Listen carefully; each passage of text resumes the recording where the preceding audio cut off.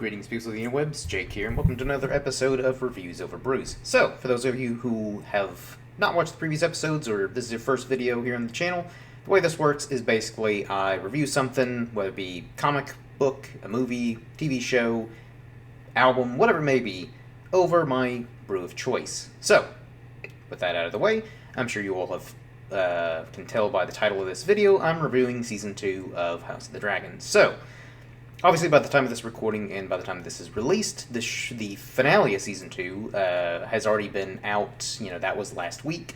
And I thought about reviewing it pretty much like the day after, but kind of wanted to take some time to really kind of collect my thoughts and kind of think over it a little bit to really get my thoughts and kind of my final opinions on the season. So, without further ado, let me first pour myself my brew of choice, which is Rheingeist Oktoberfest. So it's, probably normal people would say it's a little early for Oktoberfest. I disagree, because there is no wrong time for Oktoberfest. It's one of my favorite kinds of beers, and it's a sort of local beer, since it's brewed out of Cincinnati, which is, I don't know, like an hour and a half away from where I live, so, again, local-ish. But anywho, I'm gonna pour myself my brew of choice here, and start diving into House of the Dragon Season 2. So, first off, should mention, really love Season 1. I was kind of apprehensive, I guess, about Season 1, just because even though I didn't hate the last two seasons of Game of Thrones like other people, it still definitely left a bit of a sour taste in my mouth. And so I wasn't really excited about Season 1, or just the announcement of House of the Dragon or other Game of Thrones, or shows set in the world of Ice and Fire. So I kind of went in this show with a very neutral, standpoint. Because I didn't want to go in with high expectations, low expectations. I just wanted to go in and hope for the best. And I was pleasantly surprised at how good Season 1 was. So, after Season 1, and enjoying it so much, I was then looking forward to Season 2. And overall, should also mention this is going to be, again, if you're new to the channel, this is not going to be a play-by-play of the season as a whole. I kind of just ramble on until I decide to stop the recording. So, bear with me here.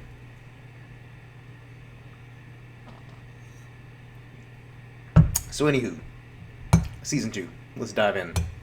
I overall enjoyed it, but I definitely feel like it maybe felt a little drawn out, and part of that is because I knew...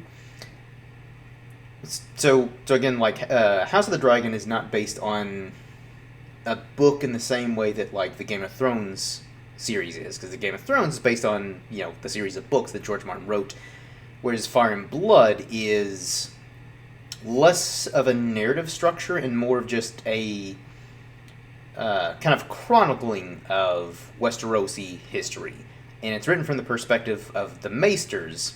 I forget the exact name of the Maester who supposedly kind of in lore wrote the Fire and Blood book that the show is based off of. But basically, it's still, they're adapting it from source material. It's just not written in the typical narrative format that the Game of Thrones books were. So knowing that, and even though there is a lot of rich, extensive lore in this world, and in particular this time period, I still felt like, because I think they announced it's going to be 4 seasons,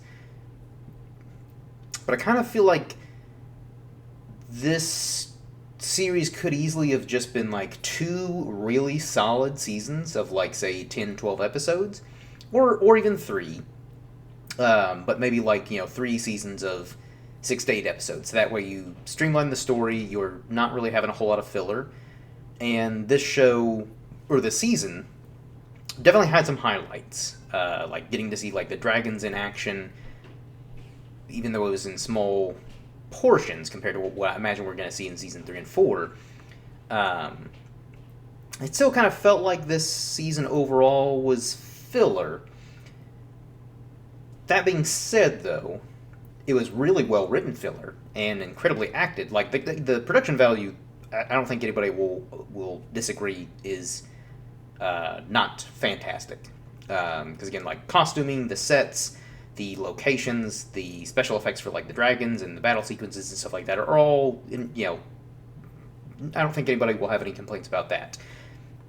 Again, all the acting is fantastic, and I think that's probably one of the few things where a season, definitely like feeling like filler for other shows, I would probably be a bit more critical, and maybe less excited for future seasons. However, with this show, in this season in particular, even though it did kind of feel like they were stretching things out and did feel, again, a bit like filler,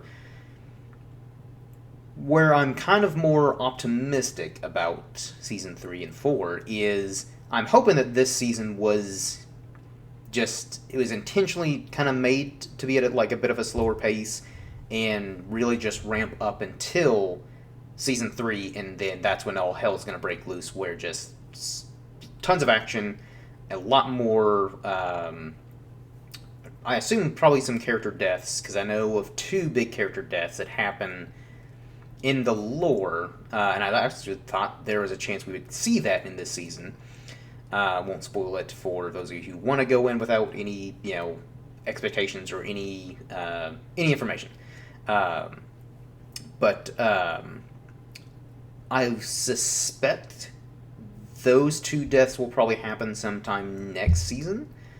I probably like the penultimate episode to the finale, because typically with Game of Thrones and also with House of the Dragon, based on that first season and the second one, is the penultimate episode was always like the big spectacle episode, and then the last episode of the season was kind of the, all right, let's take a breath, let's kind of collect ourselves and see where all the characters are at after that big event, and kind of tee up for the following season. And season 2 of House of the Dragon was very similar. And I definitely like the trajectory, and this I guess my views on season 2 could easily change depending on how season 3 plays out. But if it's going to play out the way I think it is, where again a lot of this season was set up, just building up to the Dance with Dragons, then I think that a lot of people who didn't love season 2 will kind of go back and look more favorably on it, because it did its due diligence in setting up, a lot of the alliances that were being formed in the season. Because that was a really big focus, is Daemon went off to the Riverlands? Sure.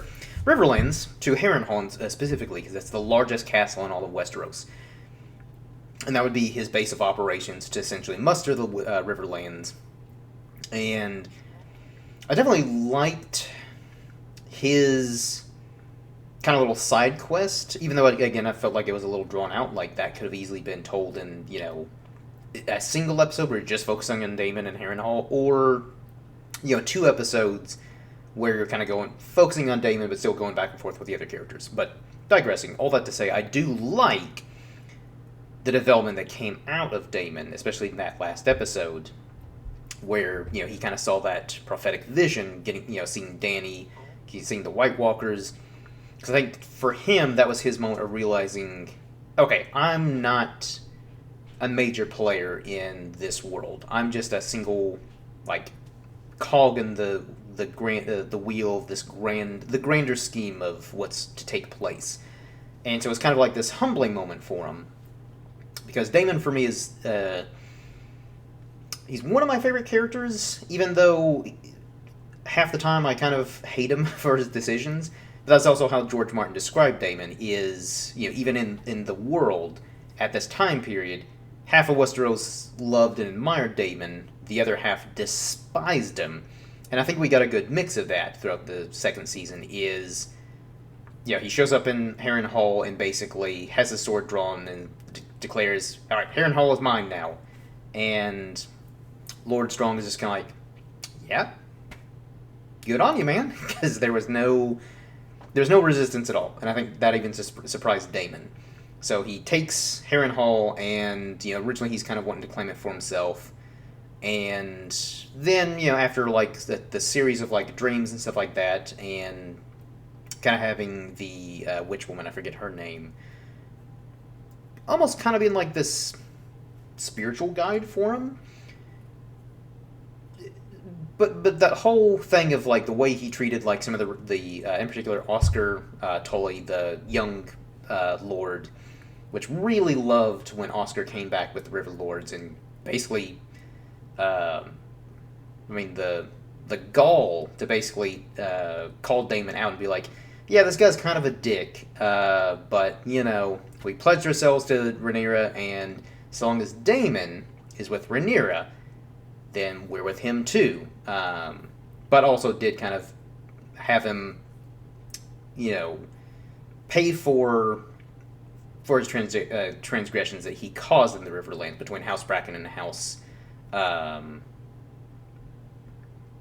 my God, House Bracken and it'll come to me later. I don't know why the other name escapes me, but yeah, so I liked Damon's journey in this season. Again, even though I think that still could have been condensed into like one single episode or two at most.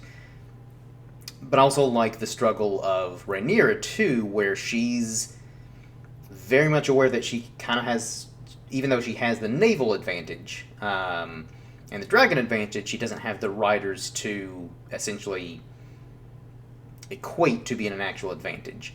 And she doesn't really have a land army, so she's very much aware of, she really has to play her cards right if she's going to win this. And so rather than doing it through battle, she tries to do it through diplomacy, which I thought was actually very smart and very uncharacteristic of most characters in Westeros, where they're very much just like, all right, whoever opposes, just kill them. Let's be rid of this problem entirely. And it definitely helped, I think, the people in Westeros in context of the show, and also I think a lot of fans kind of root for her over the Team Green, which is Alicent, Aegon, and Aemond, and that faction, because even though they have the advantage, that faction is just a chaotic mess. And I think that's another thing too that like everyone started to kind of realize towards the end of that season, both sides being like, all right, Team Green are like, we got to get our shit together, otherwise we're going to lose this. And then also Team Black kind of realizing like, okay, we have to be very strategic here. And so I do like the whole, both factions are trying to build their alliances, reach out to their potential allies, and muster the Bannermen. It's just that Team Black was more strategic in that. And so again, a lot of stuff to like about this season. I just think that overall, it could have been condensed.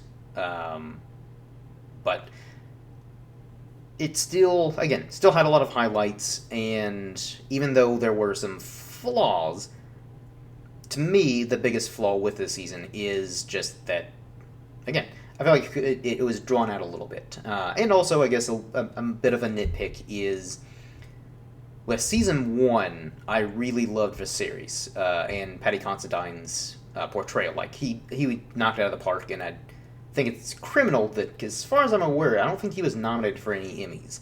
And if he wasn't, that is criminal, because he was phenomenal as in that role. If he was nominated, that's great, but that man deserves more love for what he did in that role.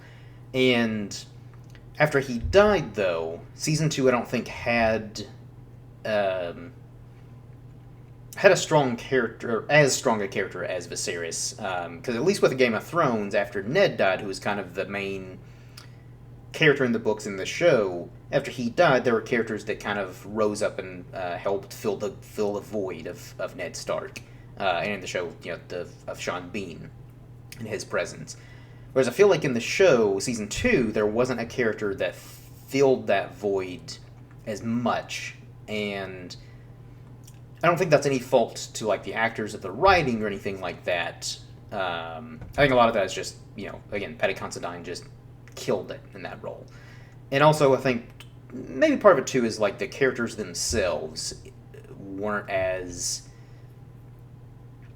I don't know, maybe something with like the characters, because again, like Damon, as much as I like that character and just how complex he is, where you never really know where his loyalties lie, and throughout season 1 and 2, in a way that's kind of like it's harder to get behind that character, because you're constantly flip flopping of being like, all right, cool, Damon looks like he's gonna do right by Rhaenyra. Oh no, he's not. He's doing his own selfish thing again.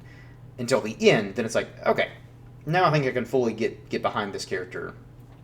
And so I think that's another, again, more of a nitpick. Like, was not really a detriment to the second season, but I think that was something missing. Is there weren't as many characters that I could latch onto compared to Game of Thrones, both the books and the show, where there's just any number of characters where anytime I was reading the books, I loved those characters' chapters, or in the show, loved every scene they were in.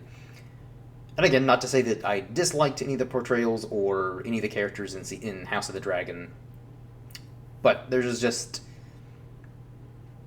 I don't know, maybe just something, this kind of unquantifiable thing that's missing in House of the Dragon compared to Game of Thrones. But yeah, so I overall still really enjoyed this season. And I guess that's another reason too why I was kind of debating if I wanted to do a review, because on one hand, I'm not gonna say let down or disappointed, but I was a little, I don't know, kind of like, oh well, it's just not as strong a season as the first.